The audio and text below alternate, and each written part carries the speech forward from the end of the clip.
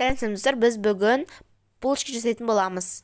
Алдымен осындай ыдысымызға жылы сүтті қосатын боламыз. Одан кейін 2-3 қасық ұнды қосамыз. Одан кейін жақсылап араластыратын боламыз. Одан кейін тағы да 3 қасық ұн қосып, оның үстіне дрож қосатын боламыз. 1 ас қасық дрож. Екеуін жақсылап араластыратын боламыз. Бір масса шығу керек.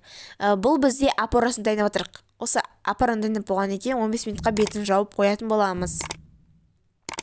Мінекей осы бағанағы апарамыз осындай болып шықты. Бағана айтқанымыздай 15 минутқа бетін жауып қоюымыз керек. Одан кейін бөлек ыдыс алып, 2 жұмыртқаны жарып араластырамыз. Одан кейін үстіне қант қосатын боламыз. Бір кесе қант қосатын боламыз. Қант еру керек. Осылайынан араластырамыз. Одан кейін қант ерігеннен кейін ерітілген сұйық майда қосатын боламыз.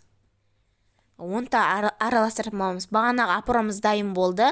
Осыны көтеріліп шығу керек. Одан кейін масамызға үстіне қоятын боламыз осы апараны.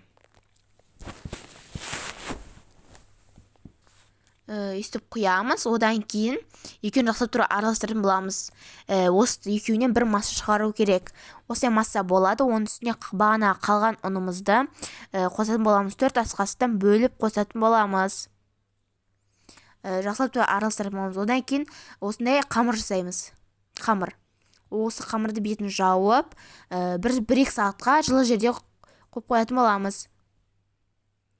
Одан кейін осындай дөңгелектер жасайтын боламыз. Осы булочкаға дөңгелектер жасайтын боламыз.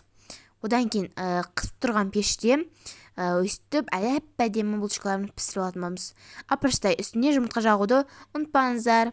Достар, сау болыңыздар. Осындай булочкалар жасап көруге кеңес беремін. Бізге тіркелу және лайк басуды, қоңырау белгісін басуды ұмытпаңыздар. Пока.